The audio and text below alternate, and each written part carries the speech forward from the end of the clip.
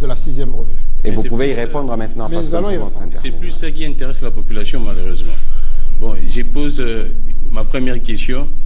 Vous aviez dit sur Top Congo, concernant le retard des paiements des salaires des fonctionnaires, que parmi les raisons, c'était également, pour les retards, c'était également l'accroissement, soit la croissance de la masse salariale, qui dépasserait 30% du budget actuellement. Et vous aviez dit que c'était dû à cause de la création des postes incontrôlés. Ma question est celle-ci. Qui crée ces postes incontrôlés et à quel niveau on a créé ces postes incontrôlés? Bon, ça, c'est une très bonne question. Ce n'est pas une question facile, parce que ça touche un point faible. Mais moi, j'aime être franc. Ça ne marche pas? Ça va? Mais voilà, comme ça. Moi, ce n'est pas une question facile parce que ça touche un point faible du système. Mais il faut avoir le courage de parler des points faibles pour s'améliorer. Moi, c'est ma philosophie, celle que je m'applique à moi-même dans ma vie personnelle. Donc, effectivement, le système de recrutement, aujourd'hui, en RDC, il n'est pas performant. Il n'y a pas une règle claire pour les recrutements. Les gens commencent par venir au bureau parce qu'un oncle l'y amène, une tante, un ami, et puis il se transforme en fonctionnaire du jour au lendemain. Et puis on le glisse dans des listes, et puis pouf, il obtient un arrêté, et tout ça est fait de manière floue. Et ça, c'est une situation. On se dit, ils sont là, ils travaillent, on les a acceptés. On ne peut pas les chasser. Donc on doit comment on dit là, les mécaniser, tout ce que vous voulez. Mais on entretient une situation qui n'est pas bonne pour la performance globale du pays. C'est ça, c'est une réalité. Et donc il faut mettre de l'ordre, raison pour laquelle le gouvernement a décidé, d'ici décembre, de mettre en place une véritable politique de recrutement qui soit claire, qui s'applique à tout le monde, une véritable politique salariale qui n'existe pas aujourd'hui. Chaque jour, les gens se lèvent, ils obtiennent de leur ministre ou de leur tutelle des droits forfaitaires comme ça, et puis ces droits, dès qu'ils passent une étape, 2 étapes, budget, ils entrent dans la fiche, dans la paye globale, c'est fini, c'est un droit acté. Et si on ne contrôle pas ça, où allons-nous? Donc c'est de ça qu'il s'agit. Ce sont les choses sur lesquelles nous travaillons, ce sont les choses que nous avons héritées depuis longtemps. Il faut qu'on mette de l'ordre dans tout ça si on veut aller loin. Enfin, il faut aussi gérer les ressources humaines. Il y a des gens qui ont un numéro matricule, qui travaillent 10 ans, 20 ans, et un jour, il vient et vous dit, voilà, moi ça fait 15 ans que je suis là, on m'a gardé au même grade. Mais quand vous grattez, est-ce qu'il a vraiment travaillé? C'est pas toujours vrai. Mais il dit, j'ai fait 15 ans, donc je dois avoir des grades. Et parfois, ils sont même nommés. Et quand ils sont nommés, on n'est pas sûr qu'ils vont vraiment bien contribuer. Donc, il faut gérer les ressources humaines. On te recrute, on te forme, on te suit, on t'évalue, on te motive pour que tu évolues et que tu contribues et que tu reçoives un salaire digne. C'est ça qu'il faut rétablir. Et ça, si on ne le fait pas, on aura toujours ces difficultés, les effectifs qui montent, insatisfaction, retard de paiement, salaire modique.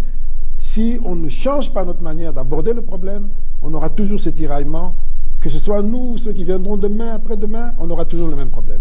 Et pour ceux qui pensent que les gens ont essayé de lier ça avec la création de plusieurs agences au niveau de la présidence. Non, c'est un des problèmes, mais les agences au niveau de la présidence sont venues pour des missions particulières et n'ont pas vocation à être permanentes. Généralement, quand on crée, c'est parce que c'est l'appendice du cabinet du président, ça vient pour des missions. Et quand la mission est finie, on met fin à cela. C'est plus flexible, plus malléable. Mais lorsqu'on crée dans l'administration des établissements publics par décret, ça a vocation à durer longtemps, avec conseil d'administration, avec aucune règle de structuration. Combien de gens on doit recruter? Et les gens commencent à recruter dès qu'ils sont créés. Ils se créent eux-mêmes des organigrammes, ils se créent eux-mêmes des salaires, des avantages. C'est ce qui arrive. Et quand c'est fait de manière incontrôlée, à un moment donné, on a des difficultés. Et c'est de ça qu'il s'agit. Donc, il faut simplement mieux planifier, mieux prévenir. Si on le fait bien, je vais vous dire, je n'ai pas peur qu'on ait 1 600 000 fonctionnaires. C'est peut-être même insuffisant. C'est certainement même insuffisant. C'est certainement même insuffisant. Bien sûr. Mais il faut qu'on ait des fonctionnaires totalement gérés. Totalement gérés, c'est-à-dire bien recrutés, bien payés, suivis. À ce moment-là, ils auront un impact incroyable dans la vie de la nation et on en verra le fruit partout. Mais si ce n'est pas suivi, ça c'est dangereux. Voilà, Monsieur le Ministre, revenons-en à la question sur laquelle M. Gramik est revenu, Mme Awete, M. Eric Izami, et ce sera la question, la dernière, parce que nous devons clôturer et libérer l'antenne de la télévision nationale. Alors, là, on va parler le sujet qui fâche. Bon, d'abord, je voudrais vous dire que je ne suis pas venu ici pour me justifier. Je ne suis pas venu ici devant un tribunal. Je ne pense pas que vous êtes un tribunal. Vous êtes des concitoyens, des amis pour certains. Je suis venu ici juste pour m'expliquer à des gens qui ont de l'importance à mes yeux, pour qu'ils entendent et qu'ils apprécient que dans ce pays, il y a moyen de gouverner différemment. Que dans ce pays, il y a des gens qui croient en l'avenir de ce pays et qui essaient de faire des efforts et des sacrifices là où ils peuvent le faire, malgré tout ce qu'on peut dire, malgré l'image d'un pays corrompu que nous avons, malgré tous les cachets négatifs qu'il y a sur notre pays. Il y en a qui travaillent, modestement, parfois sans communiquer, à tort d'ailleurs, et qui se battent pour un Congo meilleur. Et je crois que ce problème des forages, ce problème des lampadaires, illustre la difficulté dans laquelle nous sommes. Moi, je ne peux pas venir ici, alors que depuis 30 ans, on dit pays corrompu, pays corrompu. Je vais venir ici dire, non, moi, je suis différent, je vais tout changer du jour au lendemain. Je ne pourrais pas tout changer du jour au lendemain. Mais ce qui est important, c'est d'être conscient de là où nous sommes et de chaque fois poser des actes qui font avancer le pays dans une direction donnée. Et je pense humblement et en âme et conscience que c'est ce que je fais chaque matin. C'est ce qui me motive chaque matin. Et je peux vous assurer que cela n'est pas facile. Pourquoi c'est pas facile? Parce qu'il y a des habitudes, il y a un système, et parce que lorsque tu veux agir dans un sens donné, tu as des tas de gens qui, soit ne croient pas que tu veux agir dans cette direction parce qu'ils sont habitués qu'à ça, ils pensent que ce n'est pas possible, soit ils ne veulent pas, ils veulent te mettre de côté pour faire comme eux savent faire, c'est-à-dire comme ceux qu'ils décrient, comme ceux qu'ils dénoncent. Mais je vous dis, il y a des gens qui veulent que ce pays change, au premier rang desquels le président de la République. Je crois qu'en termes d'engagement politique pour le changement, pour la lutte contre la corruption, la lutte contre la transparence, il est le numéro 1, il est le champion. Il l'a montré. Sans sa volonté, il n'aurait pas instruit pour qu'on libère les corps de contrôle. CNRF, IGF, Cour des comptes. Aujourd'hui, ça fait la fierté. Aujourd'hui, CNRF est cité en exemple. Il fréquente ces entreprises. Je vous ai dit qu'il vient d'adhérer au groupe Edmond dont je viens de parler. Parce qu'on estime qu'aujourd'hui, ils travaillent dans un sens sérieux. On peut leur faire confiance pour échanger des informations sensibles au niveau mondial. Aujourd'hui, vous avez la Cour des comptes a été réhabilitée. C'était même une des conditions dans le programme que nous avions avec le FMI à un moment donné. Ça a été fait. L'IGF a commencé un peu avant les autres à se faire remarquer. Donc c'est pour vous dire que la volonté politique, ce n'est pas ça qui... Le chef de l'État à son niveau ne peut pas tout faire. C'est à nous, les Congolais, de faire. Chacun à son niveau. Et là, malheureusement, il y a un problème généralisé de manque de confiance. Généralisé. Et parfois, il y a de la mauvaise foi aussi. Mais moi, je peux vous raconter des tonnes d'exemples, comme celui des forages et tout ça, où dans mon travail quotidien, je me bats contre des systèmes installés. Mais je ne peux pas le proclamer parce que je vais paraître comme prétentieux, comme celui qui pense qu'il est plus honnête que tout le monde. Je ne le suis pas. J'ai mes faiblesses comme tout le monde. Mais je me bats réellement. Pour les forages. Et si je me suis trompé, j'accepte que vous me disiez que je me suis trompé. Nous recevons, quand nous venons aux affaires, nous recevons un dossier qui n'a pas commencé avec nous. D'ailleurs, on appelle ça forage à tort parce qu'il s'agit de stations d'adduction en eau et de distribution d'eau, quelque chose comme ça. Nous recevons un dossier qui a été signé, boutiqué, avant nous, sous le Premier ministre Ilunga Ilunkamba, par un ministre du Développement rural qui n'est pas l'actuel. Et puis, il a signé, c'est passé au marché public, validé, c'est passé chez le Premier ministre de l'époque, validé, parce qu'il doit signer tous les contrats, et ça arrive juste au moment où nous arrivons aux affaires.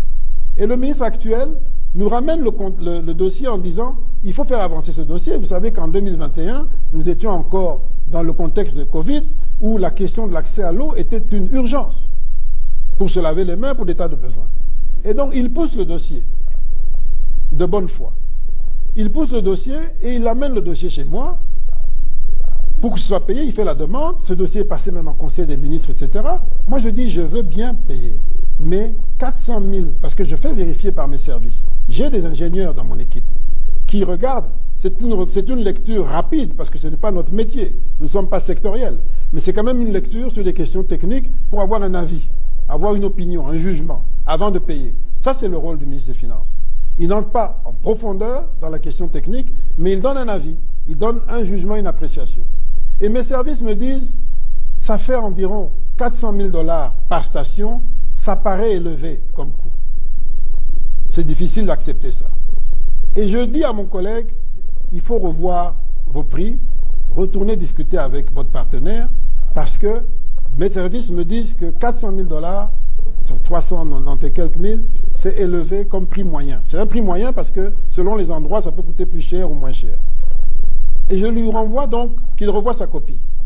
Et il part, et il revient quelques temps plus tard, il me dit, voilà, le prestataire, pour ne pas remettre en question le contrat qui porte sur un montant donné et de recommencer la procédure, le prestataire a accepté implicitement une baisse des prix qui va se traduire en augmentation du nombre de forages, de stations à faire. 340 stations supplémentaires, donc on passe de 1000 à 1340. Je donne à mes services me disent oui, ça peut passer. Bon, on n'a pas le temps d'aller dans trop de détails, mais on pense que ça peut aller. Je dis ok, on va aller sur cette base-là.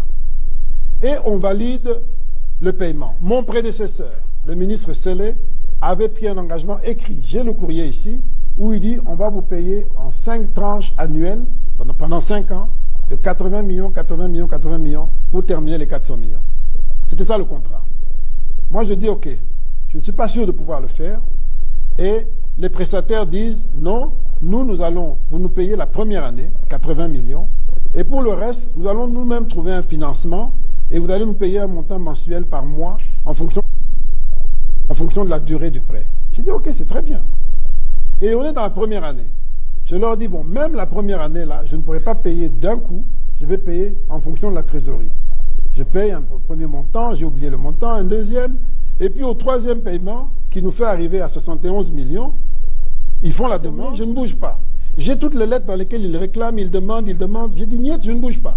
Alors qu'est-ce que j'ai fait? Si j'étais, de quelque manière que ce soit, complice de qui que ce soit, ça devrait commencer peut-être avant, même au moment où on a fait le contrat. Et maintenant, on a trouvé une formule. On dit non, il a payé son cousin, Mike Kassenga. Mike Kassenga, non seulement on n'a absolument aucun lien, ni de famille, ni d'amitié, ni de quoi que ce soit, mais en plus, moi je suis du Kasaï. Jusque-là, il n'y a pas longtemps, il y a quelques semaines ici, j'étais convaincu qu'il était du Maniema. Pourquoi? Parce que la première fois que je l'ai rencontré, c'était quand j'étais conseiller au du Maniema, et c'est lui qui défendait ces dossiers. Et donc pour moi, dans ma tête, c'était quelqu'un de Maniema. Et maintenant, j'apprends subitement dans les réseaux sociaux que c'est mon cousin. Je dis, mais... que c'est mon cousin. Je dis, bon, est-ce que c'est fait pour nuire? Est-ce que c'est fait de bonne foi, de mauvaise foi? Je n'en sais rien. Mais je trouve ça simplement triste parce que c'est une façon de détruire l'image, pas seulement d'un individu, moi je compte pour du beurre, mais d'un pays, d'un gouvernement, de tous les résultats qu'on a obtenus. Je me demande dans quel intérêt? Dans quel intérêt tout ça? Alors, donc voilà la réalité. Et je continue de dire, s'il y a eu une quelconque sur ces dossiers, j'ai donné ma contribution à ce problème de surfacturation. S'il y a d'autres contributions, qu'on les apporte. Qu'on les apporte et qu'on le règle. Laisse-moi terminer. Et je vous dis, si j'ai vu que le PGR, le procureur général, a fait une réquisition d'informations pour s'assurer qu'on livre toutes les stations, moi, je vais lui écrire pour lui demander d'ajouter au problème de livraison celui du coût. Comme ça, il vérifie les deux. Est-ce qu'on a livré et est-ce que le coût est vrai? Comme ça, l'affaire est claire. La personne, les prestataires vont se rendre compte devant la loi, devant n'importe qui, c'est tout.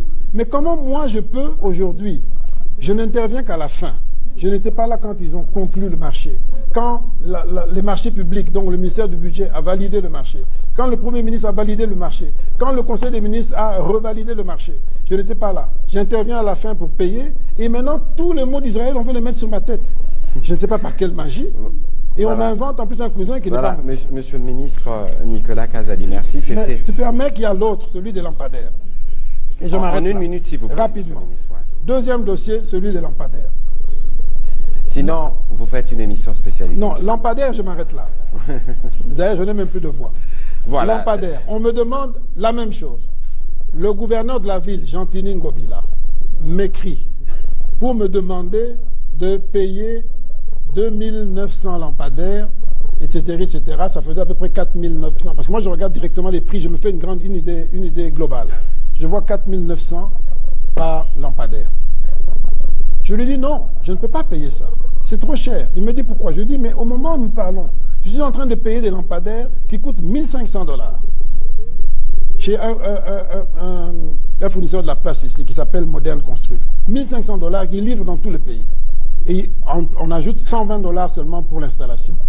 Alors comment je vais payer à 4000? Il me dit c'est pas les mêmes lampadaires. Je dis je veux bien, mais même si on n'a pas besoin de Rolls-Royce de lampadaires ici, on a besoin de simples lampadaires. Il me dit non mais le marché est déjà passé et tout, il a déjà passé commande, tout ça en France, donc il faut payer. Et il fait son lobbying en disant que c'est pour lutter contre les koulouna, etc., etc., et tout. Et finalement, j'ai dit, bon, comme c'est un gros montant et que je ne suis pas convaincu, j'appelle en premier l'inspecteur général des finances. Je lui dis, voilà, on me fait pression ici pour payer ces histoires de lampadaires, dans le cadre de la lutte anti-koulouna, tout ça.